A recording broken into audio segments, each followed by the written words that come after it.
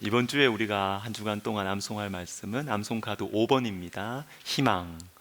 예레미야 29장 11절 말씀 우리 두 번만 같이 읽도록 하겠습니다. 시작. 여호와의 말씀이니라 너희를 향한 나의 생각을 내가 아나니 평안이요 재앙이 아니니라 너희에게 미래와 희망을 주는 것이니라. 예레미야 29장 11절 말씀. 아멘. 한 번 더 합니다. 여호와의 말씀이니라 너희를 향한 나의 생각을 내가 아나니 평안이요 재앙이 아니니라 너희에게 미래와 희망을 주는 것이니라. 예레미야 29장 11절 말씀. 아멘. 같이 오늘 보실 말씀은 스바냐 3장 17절입니다. 구약성경 1309면 됩니다. 스바냐 3장 17절 아주 유명한 말씀인데요. 우리 이 말씀 같이 읽도록 하겠습니다. 너의 하나님 여호와가 너의 가운데 계시니 그는 구원을 베푸실 전능자이시라. 그가 너로 말미암아 기쁨을 이기지 못하시며 너를 잠잠히 사랑하시며 너로 말미암아 즐거이 부르며 기뻐하시리라 하리라. 아멘. 기도하겠습니다. 하나님 아버지, 간절히 구합니다. 주님, 우리가 너무 많은 설교를 들어요. 저도 너무 많이 설교하는 것 같습니다. 그러나 주님, 오늘은 들리는 말씀이 우리 가슴 속으로 내려올 수 있도록 우리 마음에 깊이 심겨져서 억지로라도 한번 따라하는 신용을 한번 해보는 하나님 변화가 있는 그런 말씀의 시간 되게 하여 주옵소서. 주님 도와주십시오. 예수님의 이름으로 기도드립니다. 아멘. 미국 UCLA 대학 심리학과의 명예교수님이신 이 알버트 모레이비언이라는 교수님이 계십니다. 이분은 그 커뮤니케이션에 관해서 세계적인 권위자라고 하는데 이분이 1970 몇 년도인가 이 책을 하나 냅니다. 사일런트 메시지라고. 책 제목이 이상하지요. 메시지를 전하는데 이 메시지가 침묵을 통해서 메시지가 전한다는 거예요. 침묵을 통해서 어떻게 메시지가 전해져요? 이 책에서 이분은 자신이 행한 여러 실험들을 통해서 한 이야기를 합니다. 그것이 아주 유명해져서 이 심리학 쪽에서는, 이 커뮤니케이션 쪽에서는 모레이비언 법칙이라고 지금 일컬어질 정도로 인정을 받고 권위를 인정받는 그런 이야기가 됐는데요. 그것은 단순합니다. 우리가 메시지를 전할 때 그 말과 글자의 내용보다 목소리의 톤, 말하는 사람의 표정, 이 비언어적인 것이 메시지를 전하는 데 훨씬 많은 영향을 미친다. 요겁니다. 요거. 이분이 좀 더 구체적으로 말을 하는데 대화를 할 때 이 문자적이고 이 언어적인 이 표현되는 이 내용은 메시지 전달에 있어서 7%밖에 영향력을 못 미친대요.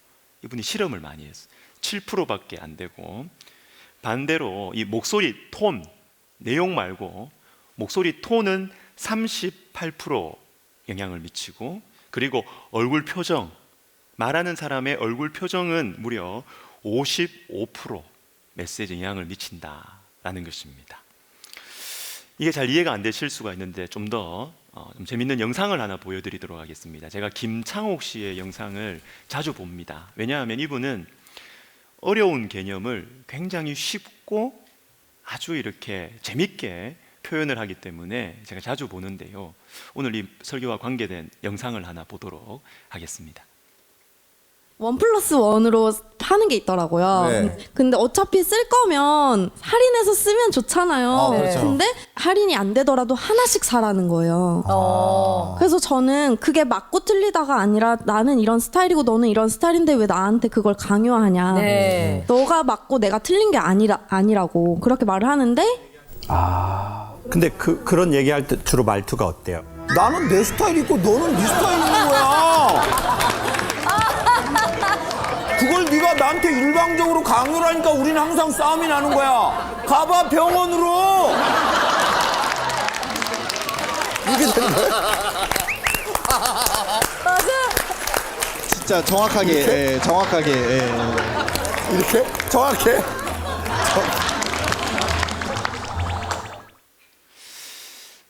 웃으시는 이유가 뭐죠? 말의 내용은 너와 내가 물건을 구입하는 생각이 다르다. 이게 메시지 내용이잖아요. 그런데 말을 할 때 막 이렇게 이야기하면 상대방은 다르다는 게 들어오는 게 아니라 날 무시하는구나. 나를 무시하는구나 해서 메시지 자체의 문을 닫아버립니다. 마음 문을. 그래서 김창욱 씨가 다른 영상에서는 이런 이야기를 합니다. 참 제 마음에 이렇게 남는 건데요. 비언어적인 이 언어는 영혼의 언어라는 거예요. 그냥 생각 속에 나가는 입술만의 언어가 아니라 우리의 얼굴 표정, 우리의 얼굴 톤, 이것은 내 영혼이 당신을 어떻게 생각하는지, 내가 이 메시지에 대해서 내 영혼이 어떻게 생각하는지를 표현해주는 비언어적인 아주 영혼의 언어다라는 것이에요. 그래서 이분이 강연을 많이 하시는데 막 박수를 사람들이 막 웃어주는 그것은요, 웃어주는 것은 내한테 박수를 쳐주는 거하고 똑같대요. 내가 당신의 존재를 기뻐한다라는 것입니다. 그래서 이분은 여자분들 이렇게 모여있는 그 강연에 가면 여자분들이 잘 웃으시잖아요. 여자분들은 잘 웃습니다, 여러분. 잘 웃으시잖아요. 막 웃으시고, 뭐 어떤 분은 막 박수를 치면서 웃으시고, 이렇게 하면 자기가 준비한 것에 200%가 나온답니다. 자기 실력의 200%가 나온대요. 그래서 어떨 때는 자기가 생각지도 못했던 통찰력이 강연 중에 나와가지고 이것을 강연 마치고 나서 다시 적어놓고 다음 강연에 쓸 정도로 반응이 비언어적인 이 표현이 많아지면 실력에 넘치는 그런 실력을 발휘하게 된다. 그런데 이분이 아무리 돈을 많이 줘도 안 가는 그룹이 있답니다. 사람이 아무리 모여도 아무리 돈을 많이 줘도 거기에는 안 간답니다. 남자 중학생들 절대로 안 간답니다. 한번 갔다가 1000명이 모이는 캠프에 갔는데 뭐 이야기를 하면 이분의 표정이 그래요. 침 찍찍 뱉고 애쓴다 뭐 이러고 아무리 웃겨도 안 울어요. 안 웃어요. 그러면 정말 강연을 하기가 싫고 그렇대요. 여러분, 비언어적인 표현이 메시지 전달에 있어서 굉장히 중요합니다. 지난 한 주 저는 제 안에 있는 불순물들을 좀 빼는 시간을 가졌습니다. 불안과 염려와 그리고 조급함과 그리고 후회와 일상을 좀 떨어져서 하나님 앞에서 제 마음을 이렇게 살펴보니까 참 더러운 것들이 많이 있더라고요. 근데 이 더러운 것들을 보면서 나는 원래 이런 사람이 아닌데 환경이 이래서 그렇다고 그러고 싶지 않았어요. 이것도 내 모습이에요. 내가 교만한 게 맞고요. 내가 사랑이 없는 게 맞고요.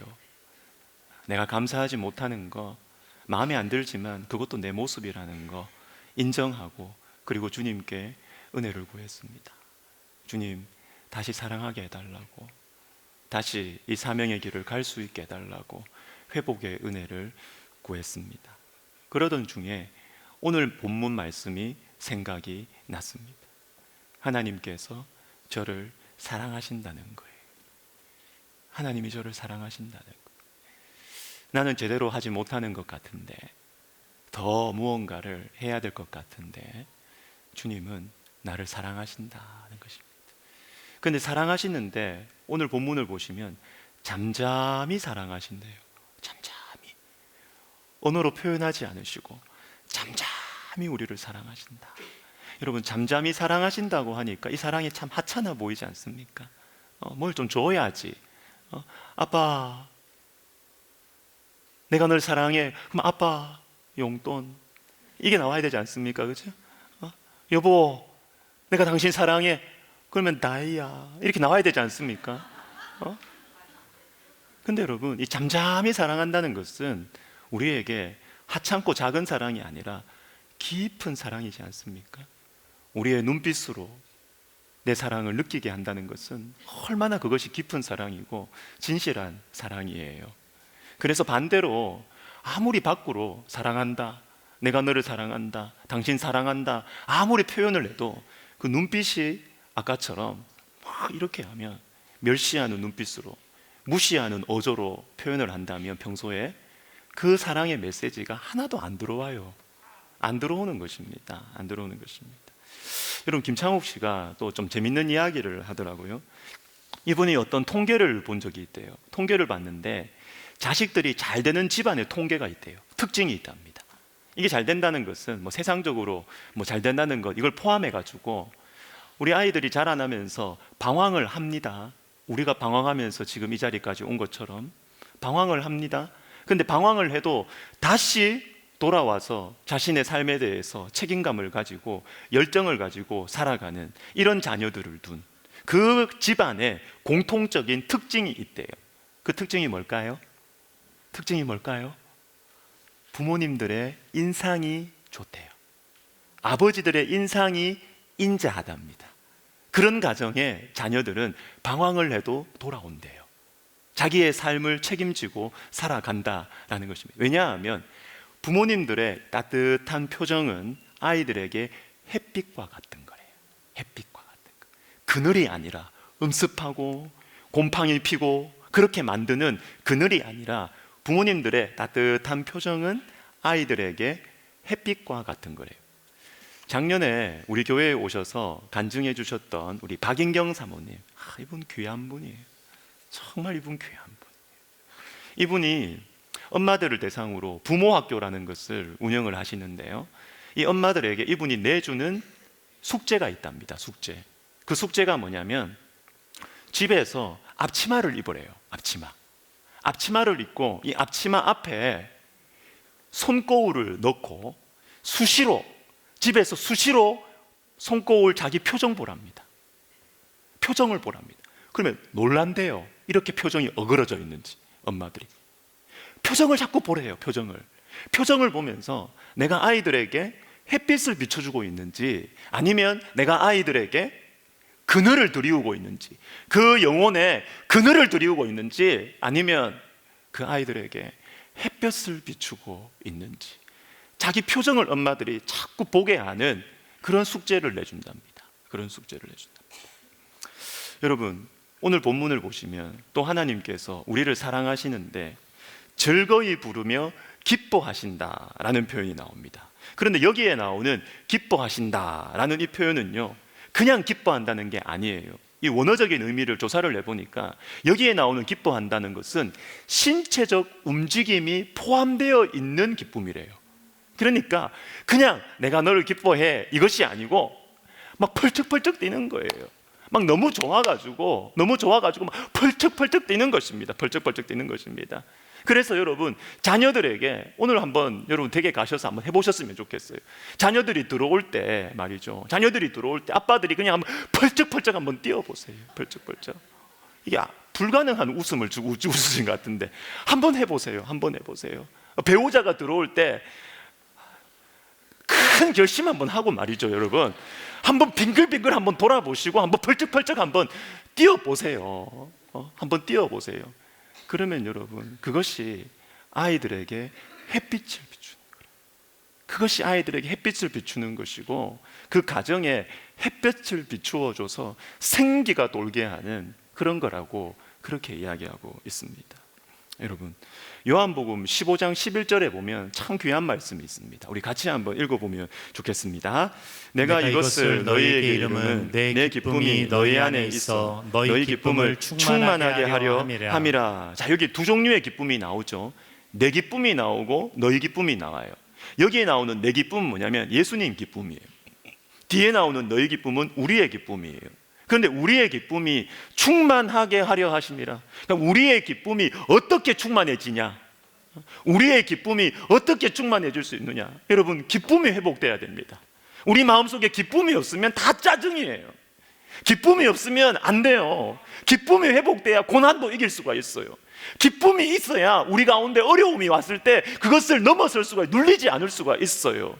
기쁨이 회복돼야 돼요. 근데 우리 속에 기쁨이 어떻게 생기느냐 하면, 내 기쁨이, 예수님의 기쁨이 우리 속에 들어와야 돼요. 다른 것으로는 우리 기쁨이 충만해질 수가 없어요. 다른 기쁨으로는 우리가 조금 기쁠 수 있습니다. 맛있는 거 먹고 좋은 데 가고 필요해요. 그러나 우리는 그걸 경험하면 더 자극적인 거. 우리나라 사회가 도파민 사회입니다. 많이 들어보셨죠? 도파민이 ing예요. 계속해서 더 나은 자극, 더. 뭐 참 좋은 여행에서 뭐 어디 동남아 갔다 오면 또 동유럽도 가고 싶고 말이죠. 또 미국 갔다 오면 또 알래스카도 가보고 싶고, 이게 막 더 해야 우리의 마음속에 뭐 근데 또 목말라져요. 또 우리의 기쁨은 또 사라지는 것이에요. 여러분, 너의 기쁨, 우리의 기쁨이 충만해지기 위해서는 뭐냐면 예수님의 기쁨이, 내 기쁨이 너희 안에 있어야 한다라는 것입니다. 근데 여러분, 우리의 기쁨이 어떻게, 예수님의 기쁨이 어떻게 우리 안에 주어질 수 있느냐, 이게 중요하죠. 이게 바로 이어지는 말씀을 보셔야 됩니다. 12절 말씀을 우리 같이 읽도록 하겠습니다. 시작. 내 계명은 곧 내가 너희를 사랑한 것 같이 너희도 서로 사랑하라 하는 이것이니라. 아멘. 이렇게 되어 있습니다. 어떻게 하면 예수님의 기쁨이 우리 속에 들어올 수 있느냐? 어떻게 하면 예수님의 기쁨이 우리 속에 들어와서 내 기쁨이 충만해져서 내가 어떠한 어려움도 돌파하며 이겨나갈 수 있느냐? 어떻게 하면 우리 자녀들이 내가 천국 가고 나서도 내가 다 챙겨주지 않아도 어떻게 하면 우리 자녀들이 자기 속에 기쁨이, 예수님의 기쁨이 충만해져 가지고 그 어려운 상황 속에서도 무너지지 않고 절망 속에 빠지지 않고 이겨낼 수 있느냐 하면 12절이에요.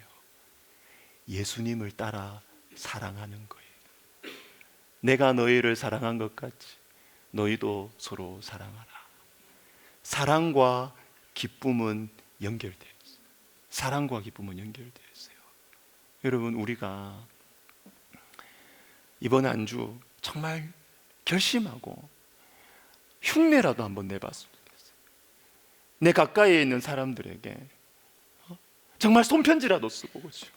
뭐 작은 선물이라도 하면서 예수님을 따라서 한번 사랑을 표현하면요, 사랑을 표현하면 우리 속에 예수님의 기쁨이 들어옵니다.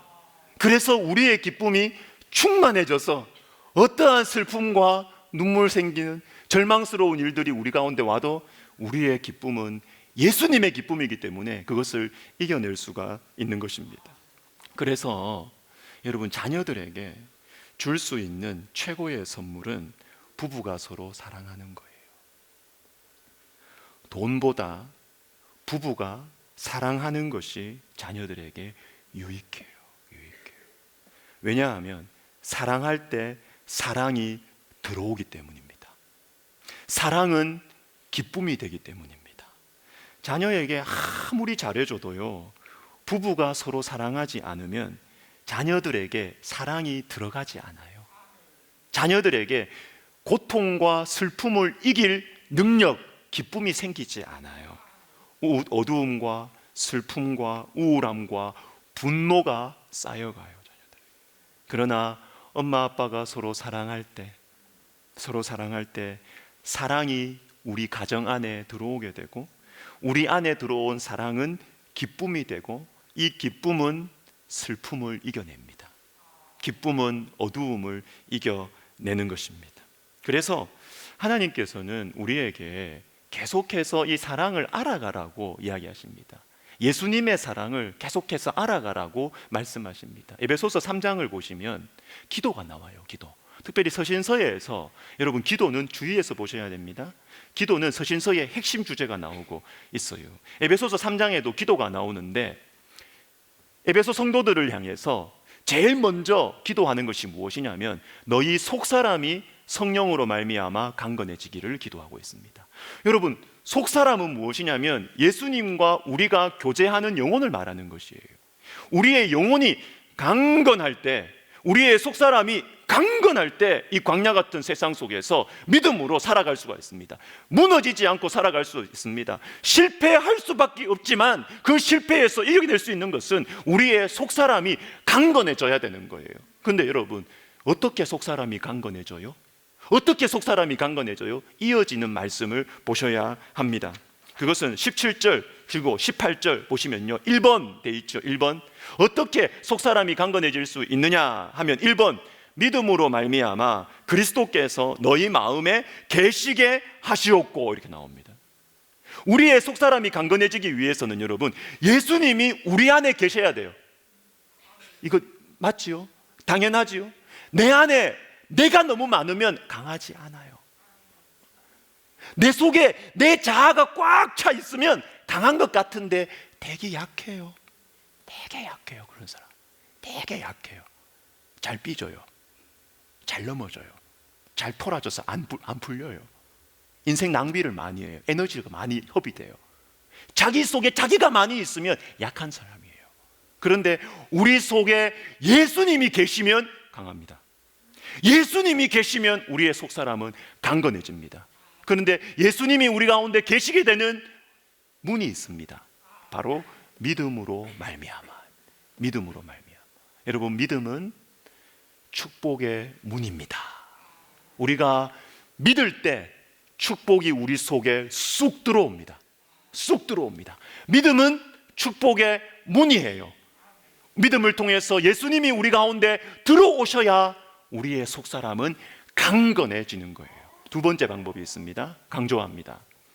예수님이 우리 속에 들어오시는 두 번째 방법, 우리의 속사람이 강건해지는 두 번째 방법은 뭐냐면 그리스도의 사랑을 알고 예수님의 사랑을 계속 알아가는 거예요. 여러분, 이 말씀은 예수님을 모르는 사람들에게 하는 말씀이 아닙니다. 에베소 교회 성도들에게, 이미 예수를 믿고 있는 저와 여러분에게 하시는 말씀이에요. 너희의 속사람이 강건해지고 싶으냐? 조금만 어려운 일이 있으면 잠수 타고, 조금만 어려움이 있으면 잠 못 자고, 우리 가운데 이런 속사람이 연약함 가운데 있느냐? 너희의 속사람이 강건해질 수 있는 방법이 있다. 너희가 조금만 어려우면 자녀들 생각 안 하고 배우자 생각 안 하고 내 생각 속에 파묻혀가는 우리의 연약한 속사람, 강건해질 수 있는 방법이 있다. 그것은 예수님의 사랑의 너비와 길이와 높이와 깊이를 계속 알아가는 것이다. 계속 알아. 예수님의 사랑을 알아갈 때, 그래서 예수님의 사랑을 우리가 흉내라도 내볼 때, 그때 예수님의 기쁨이 우리 속에 들어오고 이 기쁨이 우리 안을 충만하게 만들었어. 어떤 이 세상에 슬픔이 주는 이 슬픔이 우리의 인생을 뒤흔들고 이 슬픔이 우리 가정을 흔들고 이렇게 할 때 예수님 주신 그 기쁨으로 우리는 그 슬픔을 이겨낼 수 있다. 주님 우리에게 말씀하시는 것입니다. 예수님의 공생애를 시작하실 때 장면을 생각하면서 말씀을 마무리하려고 합니다. 예수님께서 공적인 이 생애를 시작하시는 것은 출사표를 던지는 것과 같은 뭔가 좀 멋있는 장면일 수 있지만 현실은 십자가를 향하여 가기 시작하시는 길입니다. 그런데 이렇게 힘들고 어렵고 중요한 새로운 인생의 시작을 할 때 성부 하나님께서 성자 예수님께 중요한 강력한 무기를 하나 주십니다. 무기. 혹시 여러분들 중에도 지금 인생의 새로운 계절을 맞이하시는 분들이 계실 수 있어요. 뭔가 진로가 바뀌었다든지 아니면 뭔가 사랑하는 사람과 사별을 했다든지 큰 병이 걸렸다든지 아니면 은퇴를 했다든지 이사를 왔다든지 뭔가 내 영혼의 내 인생의 우리 가정에 영혼의 큰 변화가 있는 새로운 출발을 하시는 분들이 계실 것 같습니다. 우리가 구해야 될 것이 있습니다. 공생애를 시작하는 예수님께 성부 하나님께서 주신 바로 그것, 가장 강력한 무기, 그것을 구해야 됩니다. 누가복음 3장 말씀을 같이 읽습니다. 시작. 성령이 비둘기 비둘기 같은 같은 형체로 그의 위에 강림하시더니 하늘로부터 소리가 나기를 너는 내 사랑하는 아들이라 내가 너를 기뻐하노라 하시니라. 아멘. 여러분 바로 이것입니다. 이 공생애를 시작하는 이 거칠고 힘든, 이제 조금 있으면 자신의 목적을 위해서는 다른 사람들의 칼을 빌려서 죽일 수 있는 대제사장들과 바리새인들과 이모 깡패들보다 더한 똑똑하고 잔인한 이런 사람들을 예수님 만나셔야 돼요. 이런 분에게 어떤 선물이 주어지느냐? 군대를 주시지 않습니다. 힘을 주시지 않습니다. 사랑의 음성을 들려주십니다. 너는 내 사랑하는 아들이라. 내가 너를 기뻐한다. 이 사랑의 음성이 예수님 가슴 속에 깊이 새겨졌기 때문에 예수님은 어떠한 어려움 속에서도 다시 일어설 수 있는 거예요. 우리도 마찬가지입니다. 우리 가까이에 있는 사람들도 마찬가지입니다. 내가 소중하게 생각하는 내 자녀들도 마찬가지입니다. 사랑의 음성을, 그리고 그 깊은 사랑의 표정을 그 마음속에 마음껏 기회 있을 때마다 심어줄 때 그 어려운 순간들을 딛고 일어날 수 있는 것입니다. 그리고 이 말씀을 다시 보십시오. 성령과 사랑의 음성이 직결되어 있습니다. 그지요? 성령이 임하셨을 때 사랑의 음성이 들리고 있습니다. 여러분, 성령의 충만함을 받는다는 것이 도대체 무엇입니까? 성령 충만함을 받는다는 것이 도대체 무엇입니까? 제가 최근에 들은 이야기입니다. 한국 교회가 방언 때문에 한국 교회 안에 막 논란이 있었던 때가 있었던 것 같습니다. 몇십 년 전에 방언을 해야 뭐 구원받은 거다, 뭐 방언을 해야 뭐 하는 거다, 막 이렇게 했을 때, 교계가 시끄러웠을 때, 그때 살아계셨던 영락교회 한경직 목사님께서, 그 교계의 어른께서 한마디 하셔가지고 한국 교회가 잠잠해졌어요. 뭐라고 하셨느냐면, 저는 방언을 못합니다. 그러나 저는 주님을 사랑합니다. 끝. 그렇죠. 나는 방언을 못합니다. 그러나 나는 주님을 사랑합니다. 끝입니다. 아무리 방언을 하고 예언을 하고 어떤 은사가 있다 하더라도 사랑이 없다면 아무것도 아니요. 아무것도 아니요. 우리에게 어떤 무기가 있다 하더라도 너는 내 사랑하는 아들이라. 내가 너를 기뻐한다. 이 사랑의 음성, 이 무기가 없으면 다 흔들리는 거예요. 흔들리는 거예요. 성령의 충만함은 하나님께서 나를 사랑하신다는 이 사랑에 대한 분명한 확신이 더 진하게, 더 가깝게 다가오는 것이. 그래서 그 유명하고 경건한 영국의 마틴 로저스 목사님이 성령 세례가 도대체 무엇이냐, 성령 충만함이 도대체 무엇이냐, 이분이 그림 같은 언어로 설명을 하죠. 아빠가 어린 아들의 손을 잡고 공원을 걸어가고 있는데 갑자기 아빠의 마음속에 이 아들에 대한 사랑이 너무 솟구쳤어. 이 아이를 번쩍 들었어. 꼭 안아주는 것. 이것이 성령 세례다. 이것이 성령의 충만함이다. 사랑하는 여러분, 성령이 임하셨을 때 사랑의 음성이 들려오는 것입니다. 사랑하는 여러분, 우리 가운데 예수님의 사랑을 구하십시오. 새로운 변화의 시점에 계십니까? 뭔가 중요한 일을 결정해야 됩니까? 중요한 길로 가야 됩니까? 여기가 맞습니까? 저기가 맞습니까? 이 사람을 만나야 됩니까? 저 사람을 만나야 됩니까? 돈이 이만큼 없는데. 이것을 기도하고 있는 저희에게 주님 말씀하십니다. 사랑의 음성을 구해라. 사랑의 음성을 구해라. 너는 내 사랑하는 딸이라. 내가 너를 기뻐한다. 이 사랑의 음성을 구해라. 여러분, 회개의 은혜도 동일합니다. 우리가 주님 앞에 회개하고 우리의 죄를 회개하는 이 회개의 은혜도 말이죠, 무서운 판사 앞에서, 무서운 검사 앞에서, 신문하고 나를 잡아 죽이려고 하는 사람들 앞에서 두려워 떨어서 겨우 이야기하는 그런 죄 고백이 아니에요. 우리가 하는 회개, 이 회개의 축복과 은혜는요, 눈물을 흘리며 내 종아리를 치는 엄마 앞에서, 회초리를 들고 내 종아리를 때리면서 우시는 그 엄마 앞에서, 엄마, 내가 잘못했어. 내가 거짓말했어. 용서해줘. 이 사랑의 품 안에서 우리의 죄를 고백하고 하는 것이 우리가 하는 회개의 은혜예요. 여러분, 잊지 마십시오. 어떠한 상황에서도 하나님은 여러분을 사랑하십니다. 아무리 믿었던 사람이 여러분들을 버리고 실망하고 멸시하는 눈빛을 보낸다 하더라도 우리 하나님은 여러분을 끝까지 사랑하십니다. 기도하겠습니다. 이렇게 기도하면 좋겠습니다.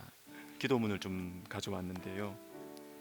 주님의 사랑이 믿어지게 해달라고, 믿어지게 해달라고.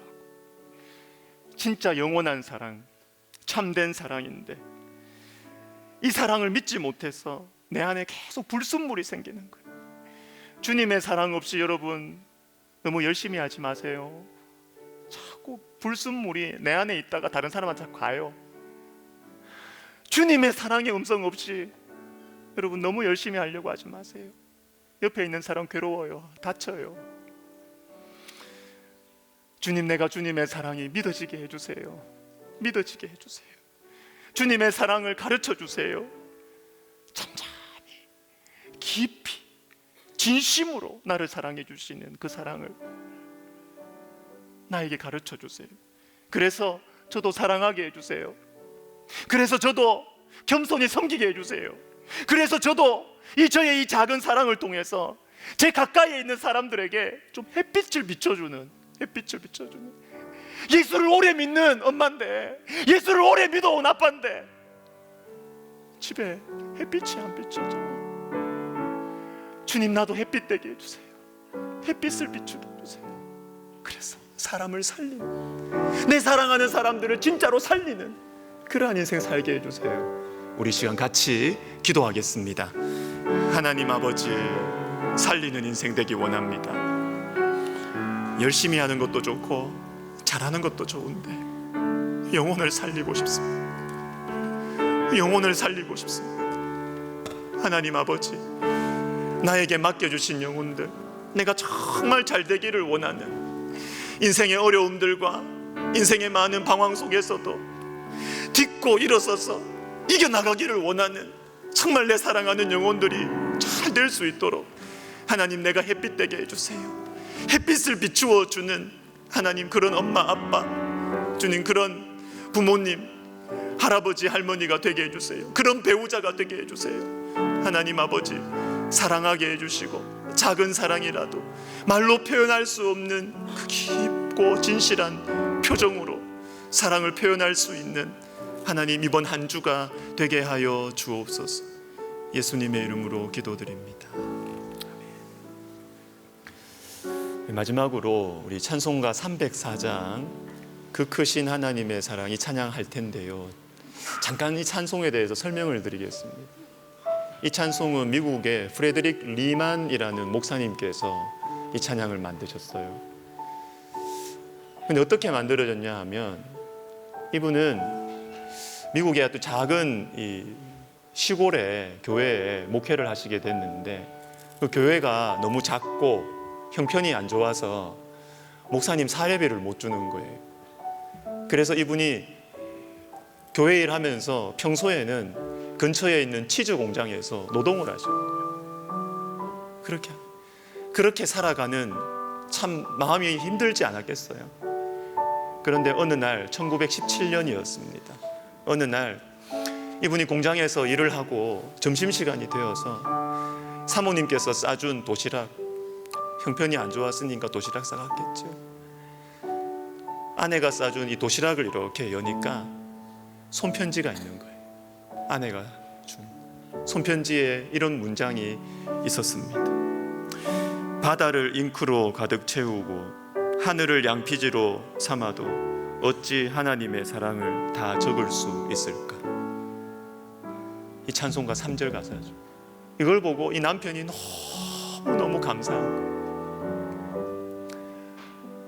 말로 하지 않아도 쑥스럽게 이 아내가 손편지 준 이것 때문에 이 남편이 너무 감사한 거예요. 이렇게 귀한 아내 주신 것 감사하고, 하나님이 여전히 나는 실패한 목회자 같은데, 유명하지도 않고 이렇게 살아가는 정말 실패한 목회자 같은데 하나님 여전히 나를 사랑하시는구나. 그래서 그 자리에서 이분이 이 찬송가를 만드셨어요.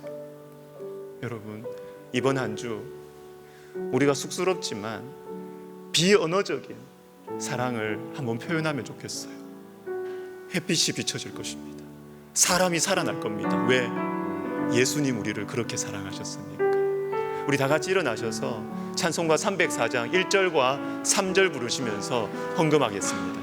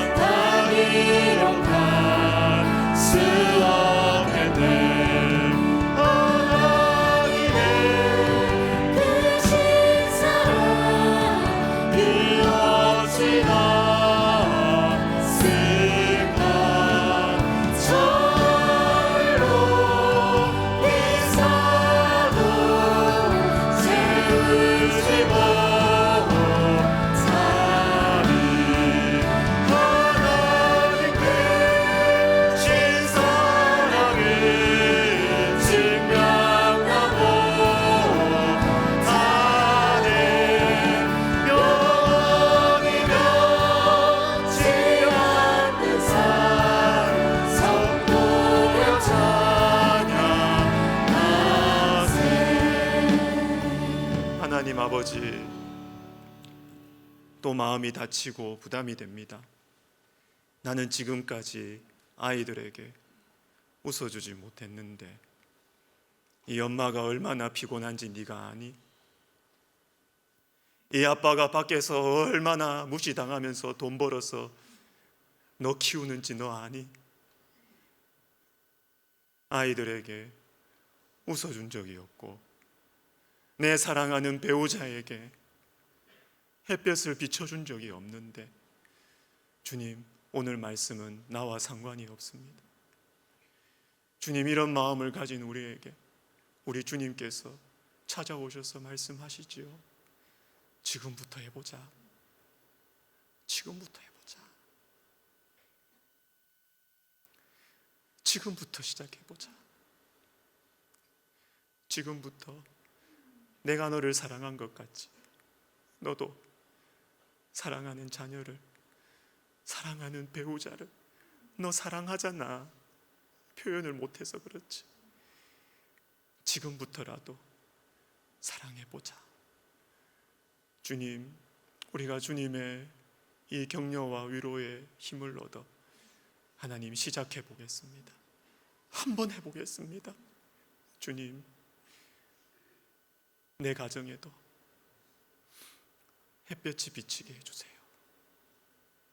어두운 그늘, 침침한 곰팡이들은 다 사라지게 해주시고 햇볕이 주님의 빛이 비추어서 내 자녀들이 정말로 강한 사람으로 살아갈 수 있도록, 우리 배우자가 정말 얼굴에 꽃이 필 수 있도록 하나님 지금부터 시작하겠습니다. 주님 도와 주시옵소서.